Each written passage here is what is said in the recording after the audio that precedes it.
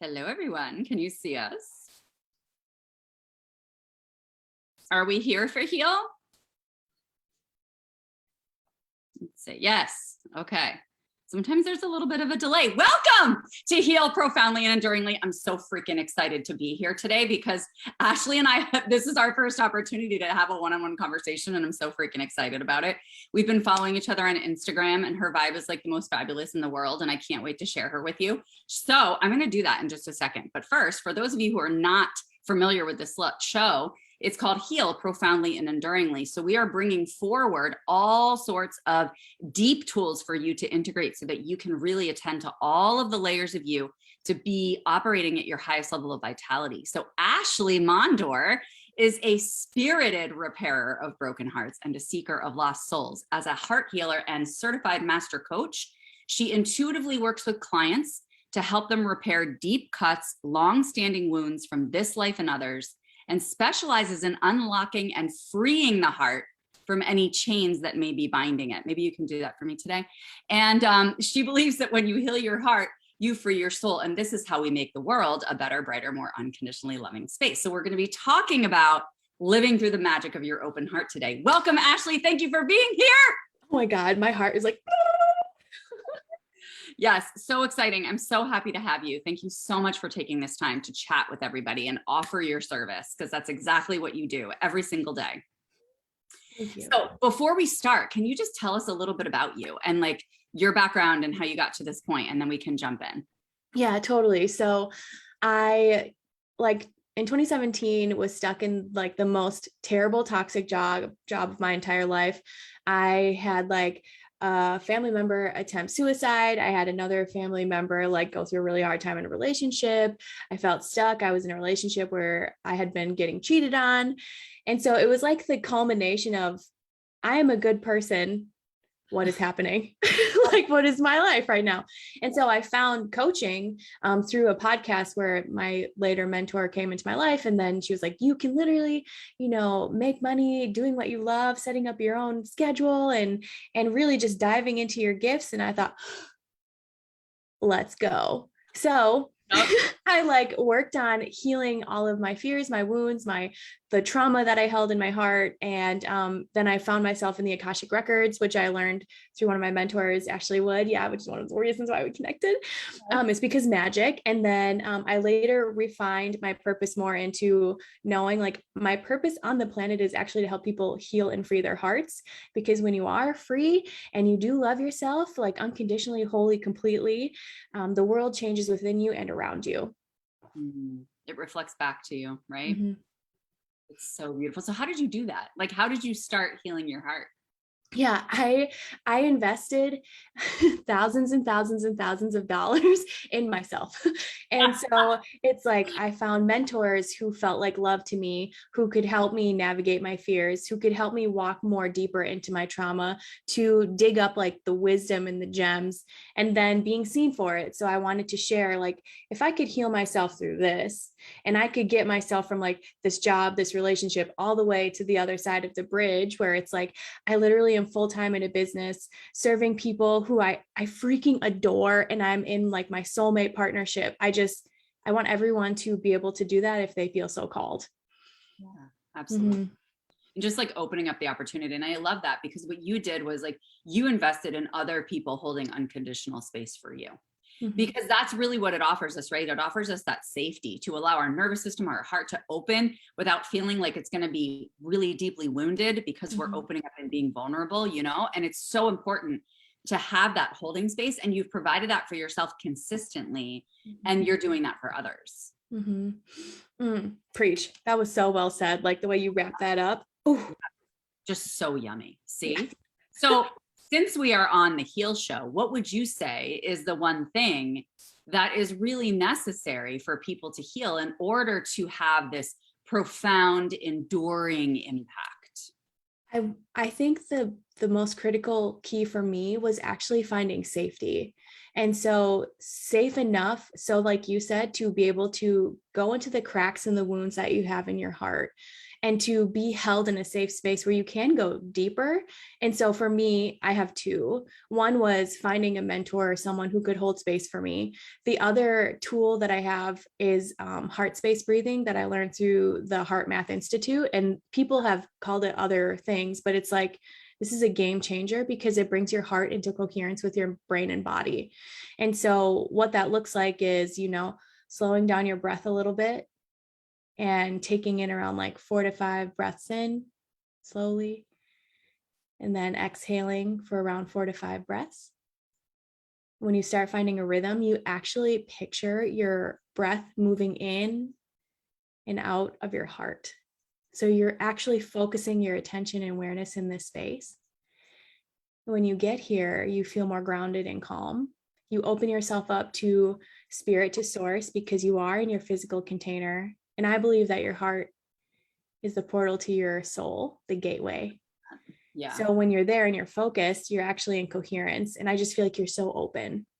And so part of that tool then for breathing is I have these things called breath alarms.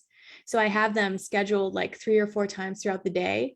And it's like, I love myself is one alarm. I'm worthy, healthy, whole is another alarm. And so every time it goes off, I pause and I do that for a few rounds just to come back to me. Yeah. Because we're safe there. You're held by yourself, which is also so empowering. It's funny because whenever I do heart space breathing, I do one of two things. I either picture the breath coming in from the back and then out front, or I'll have it come down from source and just kind of do cycles around my heart, like really just surrounding the entire organ and chakra. And it brings you down to that space of safety and calm so quickly. It's amazing. And the thing is I know anybody who's watching here live or on the replay who feels like, well, I'm in this space of like really, really heightened anxiety. I can't come down that quickly. Right. What would you say to them? I would say that's your mind speaking. And you can choose if you're going to listen to your mind or you're going to listen to your heart. And your heart is the organ in your body that is the bridge between heaven and earth. So for you, if you can create a practice where you're actually coming back, daily, if not multiple times a day, you're going to rewire your nervous system so that you're not always in fight, flight, or you're not always in freeze, faint, right? You can come back to just. So I would invite you to think about, put in one breath alarm, just start with one, see how you feel. And then over time, you're going to be like, I'm feeling this in my body because you're so tuned in. Oh, okay. I just got to come back to my heart. I just need to breathe a little bit slower. That's what I would say. Yeah. And I would even say like using touch as well, like putting your hands on your heart actually, or even on the back of your heart if you desire to open it up more, because the more senses that we can incorporate, the more grounded we're going to feel. So like if you're really anxious, placing your hands there is also going to be helpful. And just freaking consistency, man. Like I remember everybody told me like, meditate. And I was like, no, I suck at it. I'm not doing that. It doesn't work for me. I suck. And that was like years and years ago. And of course they were right. And of course I just didn't exercise enough patience, or I was being too freaking cocky in my mind to be like, I'm going to sit down and meditate, but it's that consistency. And then I started noticing how much more resilient I was. And when I missed it, I wasn't going back to when I missed it, I wasn't feeling as great and I wasn't clear. And so it's also just trusting the process and like just trying it out. Try on this breath that Ashley just shared for like 7 days. Just try it for like 7 days. It doesn't have to be the rest of your life. I think too, like you just hit a really beautiful key is like your resistance. If you have resistance around something that's actually really nourishing for you, like mind, body, soul, what's the deeper thing? Is it fear? Is it sabotage? Like what's your mind telling you why you aren't worthy of feeling safe? Exactly. I love that. That's the deeper work. And we're in Scorpio season. So it's the perfect time to do this, friends.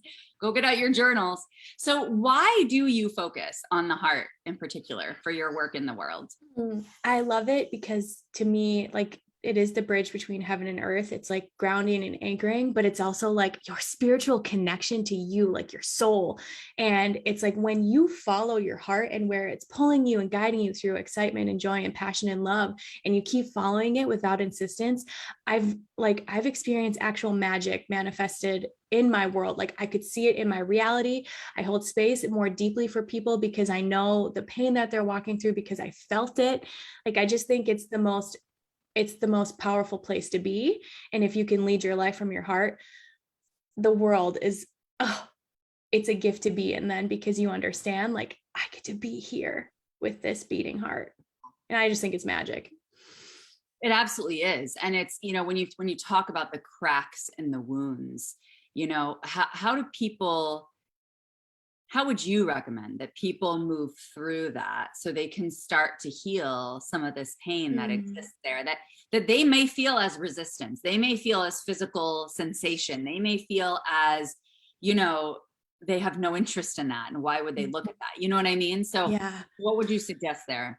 totally. So first, find a place of safety, right? If you are at home, like you are, just breathe, go in, you're safe. It's safe to do this work. And I would invite you to start thinking about like, okay, what were the harder journeys I've navigated? What were the really painful places?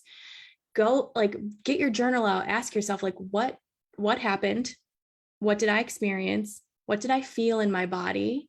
And then what can I learn from this event? Basically, like, what is the positive learnings for me? Because often I believe that we are given experiences to create more resilience, to have more experience as a soul, to be able to share this wisdom with other people so that we can like talk with them and walk with them in integrity.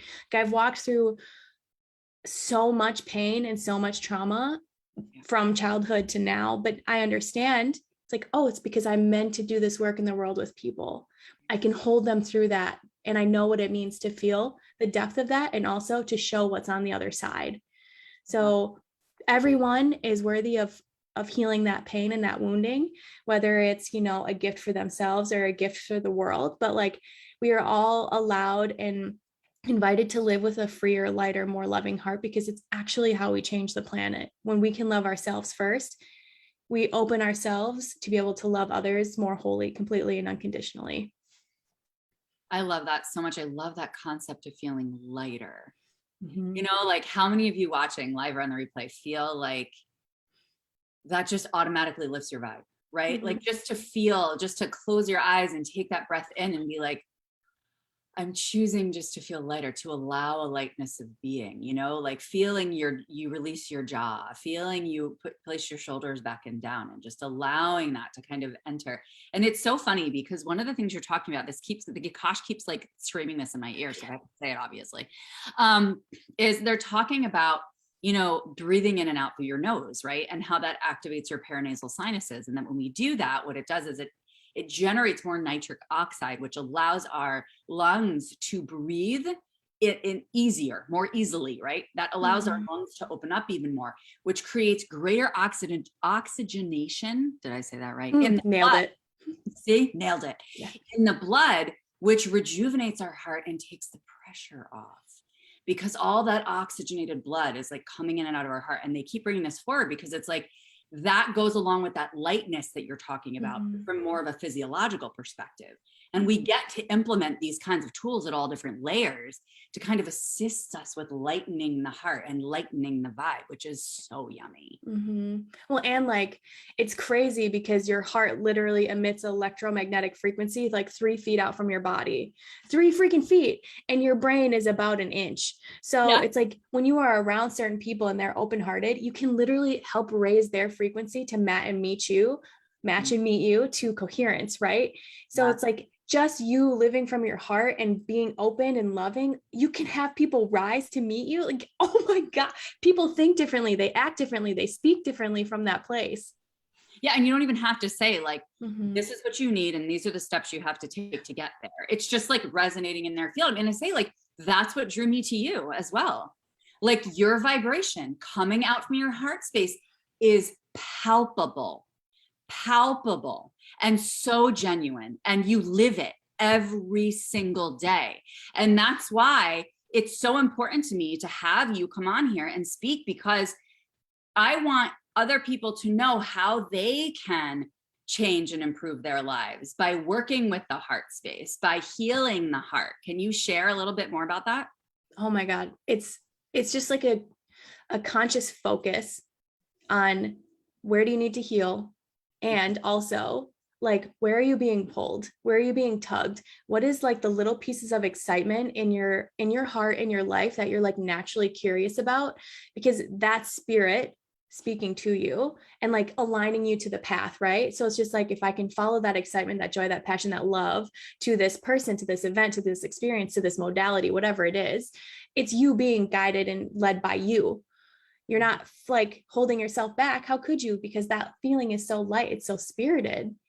So I just want more people to do that, because we're conditioned to live in this society where it's like you need to have the perfect freaking picket fence in the family and the 9-to-5 job and the salary and all that, and people get to a point in their life and or now on the planet where it's like, that's not working for me anymore.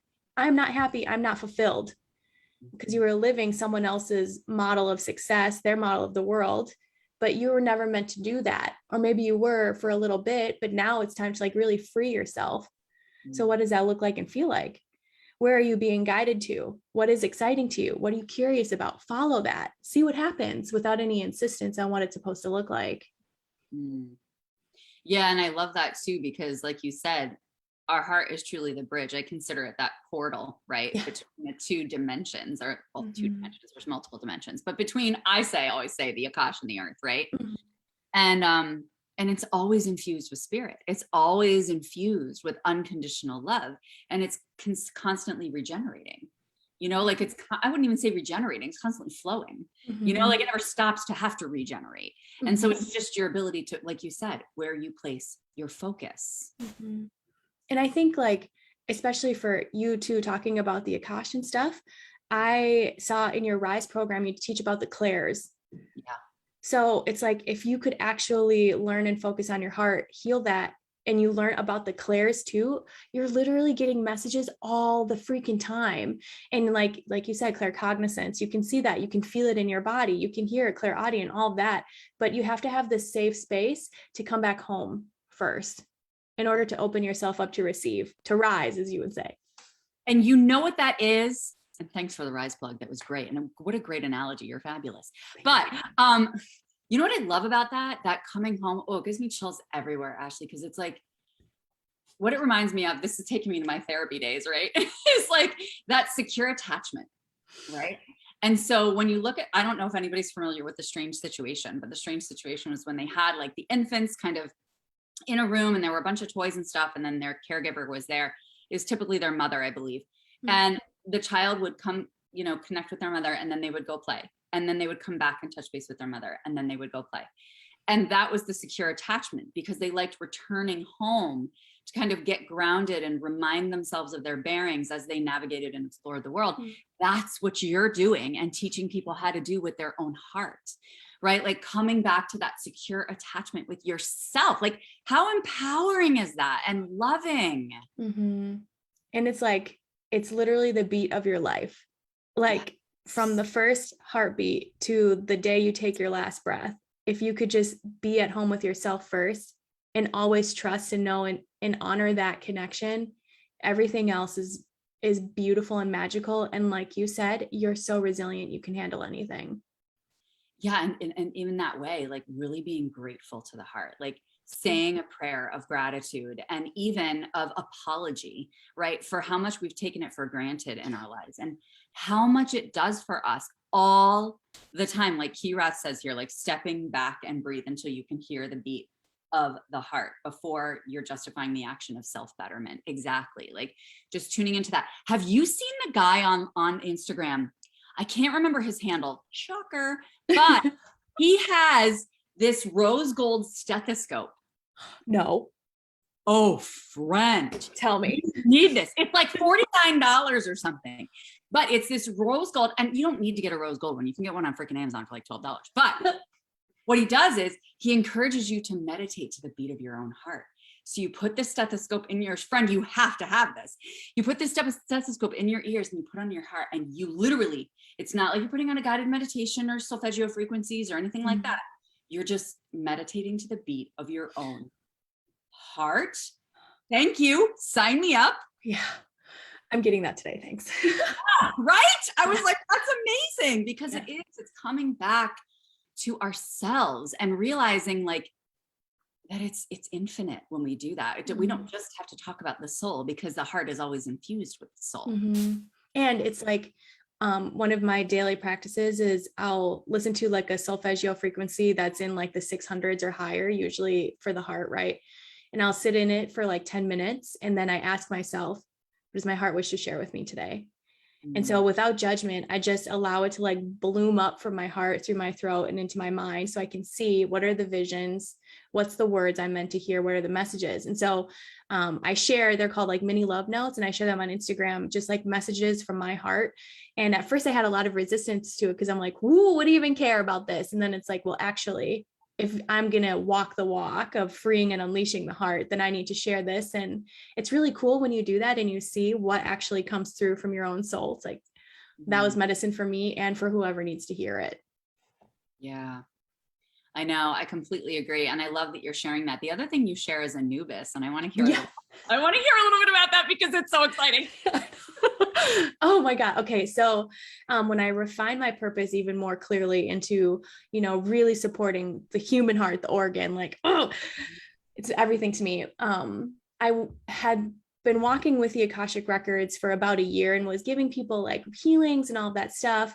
And one of the day, like it took, I don't know, I stopped doing it for about 2 months. And all of a sudden I heard this nudge, like, go on the records, because I'm primarily clairaudient and clairvoyant.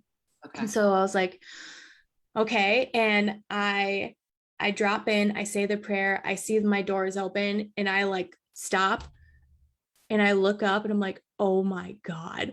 And there was this beautiful, strong, like primarily masculine energy looking down at me, like a black Anubis face. And I was like, you're Anubis. And I totally forgot, in my childhood, I was obsessed with Egypt. I was obsessed with Anubis and Isis and all of these deities, because I had a past life there. And so when I saw him, it's like I literally caught my breath and I was like scared, but I felt so loved. And I realize now he's one of my guides moving forward, because of the weighing of the heart ceremony, because it's like, when you cross over to the other side, they weigh your heart against a feather. So how light is it in comparison to the feather? How much love, how much healing, how much of your free sovereign soul did you walk with in this physical container? And so it's like, why, of course he would be my guide then. Like, of course he's going to help come through and give me energy or give me messages or modalities to help people heal. So it's been like really, really cool. And I felt resistant to it, because I'm like, who am I to? And it's like, actually, who am I to do this? So it's like claiming it in your face. Yes. You're just like, no, who am I? Yes. Yeah. I love that. I also, you know what I also really love about that? When quote unquote masculine deities come to us, right? I think it's such a beautiful way for them to assist us with balancing and harmonizing the masculine and feminine energies, because it's like this divine masculine that's coming forward, that's able to give us both that heart-centered, compassionate piece, as well as that bold claiming it energy, and I love that. I love that it just naturally comes forward too. You're just open to receive. And that's what's so beautiful, is you're open to listening to those nudges when they come forward, even if you're like, this doesn't make any sense. I had a lot of like imposter syndrome around it. And then I realized part of the work with the heart is like, you have to have the sugar and the salt. You have to be able to speak truth, like soul level truth to people, in order to rattle them out of their pain if they need it, or to have them sink even more deeply into the feeling in order to gain the wisdom and the knowledge. So it requires like holding a sweet and strength energy, and also speaking in a certain way. So he's really taught me a lot, and like especially through like heart breathing and allowing myself to be the heart healer that I am, to claim it and to trust and know that like good God, we're all supported by so many beings. Like, even if you felt called to Anubis, like you can call on him, you can call on any of these deities. And I think people forget so often that it's like, oh, I'm just a human. It's like, oh my God, you're supported by the universe. Like, And what do you want? And the fact that we're like co-creating, it doesn't just mean that you're a channel for Anubis or that I'm a channel for the Akashic Records or whatever. It doesn't just matter. Like I also matter as a human being in terms of how we're putting this together. Like I say to people, it's not like you go into the Akash and they tell you things and then you have to go do them or they're going to strike you with a lightning bolt. Like it's a co-creation, you know, like you guys are coming together and deciding together, how does this work with my blueprint? How do I execute this in a way that's good, you know, for the highest good of all? And really being able to see it as just another opinion on the table. Now, granted, it's a much higher opinion, but you still get to, and I highly recommend you listen to it. However, you can also put your own human sauce in there too, and mix it up before you do something with it. And that's what I had to learn a lot at the beginning of my journey, was that integration with myself, because I felt like it was either me or I was deferring to them, you know, versus like really stepping up, like you said, claiming that power and being like, no, we're in this together. Like we're co-creating with the universe. You're never alone in this journey. And people forget that they've had like hundreds of lives of mastery of these gifts. And I feel like so often the people that I support are healers within themselves who forget. It's like, of course I would have this because I can handle it. Of course I would have these gifts that I would take for granted because they're so close to me, because they're so sharp and so refined, so perfect. So it's just like reminding yourself, like, even if you're not a deity level, you actually are, because you are a creation of God, source, universe, a fractal of all that is. So you came here to be you. You might as well be fully you and fully heart expressed. I know. And that's the beautiful part, right? Like realize that that's also it. When you were talking about the deserving earlier too, and just realizing like how uniquely chosen each one of us are for the particular path we are meant to walk on this planet. And that's why that comparison to other people, like you were talking about, it's just entirely irrelevant. Like it just doesn't, it's just irrelevant. There's not even, it's like apples to oranges. There's no place for it. In fact, it's more like, let me embrace all of these other people, because we are meant to collaborate to weave this beautiful little quilt, blanket, Afghan, whatever you want to call it, to keep us cozy while we're here and to advance the planet. I love that. Friend, how can people find you? What do you have going on? Like, how can they learn more about this and like dive a little bit more deeply and have you hold them so lovingly? Oh, thank you. I love hanging out on Instagram with Laura. So that's where my handle is Ashley.Mondor, Mondor. I hang out there. I love playing with stories because they're gone in like 24 hours, right? So that's where I share me, but I share a lot of my wisdom teachings. Oh, I did that. Wisdom teachings and like life lessons and experiences, any medicine that I want to bring, I keep it in my feed. So I don't post too often in there, but when I do, I'm really proud of what I share. It's part of my digital legacy. So outside of Instagram, I also hang out on my personal Facebook page. So if anyone wants to be my friend, my name is Ashley Mondor. My picture has like a hat and a smile or whatever. So come hang out with me. That's primarily where, but I hold heart-to-heart sessions, which are 60 minutes. And people bring typically one thing that they want to really dive into, like a pain point, a wounding, they feel stuck in some way, there's a block, self-doubt, comparison, fear, all those. We just really dig deep into it and I hold you through it. It's kind of like counseling because you are your own best guide and mentor. I just hold this space for your heart. And then while we're in session, I'm actually doing other things that people can't see because it's energetic, right? It's my heart, like co-creating and facilitating more deeper medicine for people. So that's my favorite thing right now. Down the road, soon, I'm going to be launching a program all around really unleashing and freeing the heart. It's going to be a year-long program, but I'm still fleshing that out. So heart to heart, so fun. Love it. Hang out with me on Instagram. It's my jam. It is. And all those links are being dropped. So everybody can just click on those and connect with Ashley for sure. Like I said, her wisdom is palpable. Her heart is palpable. She's so authentic and genuine. And I also remembered one of the little questions that was coming forward earlier that I wanted to ask you before we close out, which is like, you were talking about tuning into the excitement, right? And following the excitement. And my question there would be, for people who have shiny object syndrome, and they're just like, well, that's exciting, that's exciting, that's exciting, that's exciting. What would you recommend? Someone who has literally walked with that. I think you might ask. I think part of it is like you asking yourself, am I doing this from a place of ego or from a place of spirit? And so when it's spirit, it's really clear. It's like there's this underlying truth to it that's like really like a breath of fresh air. Shiny object syndrome to me is like, I need this because I'm going to be able to make more money, or I'm going to be able to do this with my business, or da da da da da. And you think you need it. Where to me, the excitement from a soul level is like, I wonder what if. Like there's this like curious texture to it, and just following that. And not to say, because sometimes shiny object syndrome, it gets a bad rap, but it's also led me to really beautiful people and to connections that help me, grow my business or learn like one thing. But I advocate for following the curiosity instead of the ego. Yeah. What would you say? Well, it's funny. What I would say around that is really, for me, do you know your human design? Yeah. Okay. So I'm a 4/6 generator with an emotional authority. What is your human design? I'm a 6/2 emotional projector. Okay. See, we're besties.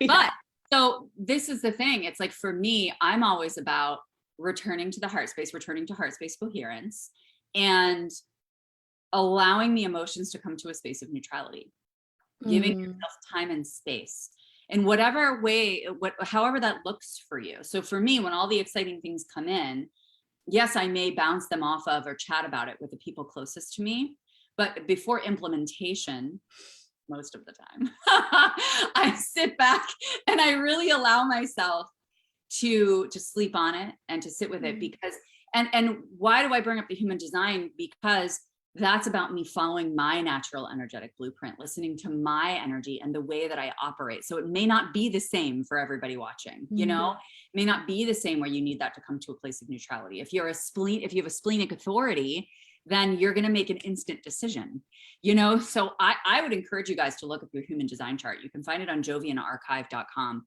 And it's really helpful, because in those moments when you got all the shiny object, it's like, again, returning to that, like you said, asking, is this ego or is this spirit? Like returning to your path.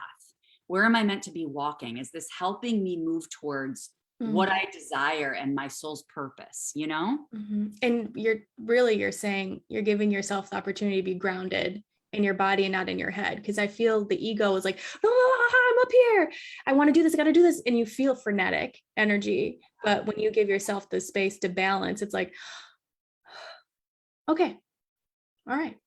Yeah. And for those people who are in the in-between and can't necessarily go back to the breath space, or they can, but they choose not to because they're afraid or they think they can't. It's just tap your way out of it. Just tap your way through it. And then you can come to the heart space coherence, give yourself something physical in between. It could even be stretching or walking or yoga or exercise, Oh, I love it. God, walk yourself in nature. Everything's clearer there. 100% it is. It just comes to you automatically. And well, Gaia doesn't take energy from you, right? So she's just always nourishing you. So if you can go in there and just be free to be you, everything's so clear. Another tool, try to do that once a week, because 10 out of 10 recommend. Yeah, I think we gave them about 562 tools today. So that's great. Yay. Guys, implement. And if you feel drawn, if you feel guided to share in the comments what it is you are going to integrate and implement from this, like what your biggest takeaway is, we want to celebrate you. We want you to claim it and to communicate it boldly to the universe. So that is in your field. You are placing it intentionally in your field, and it will materialize before you even know it. Yeah, baby.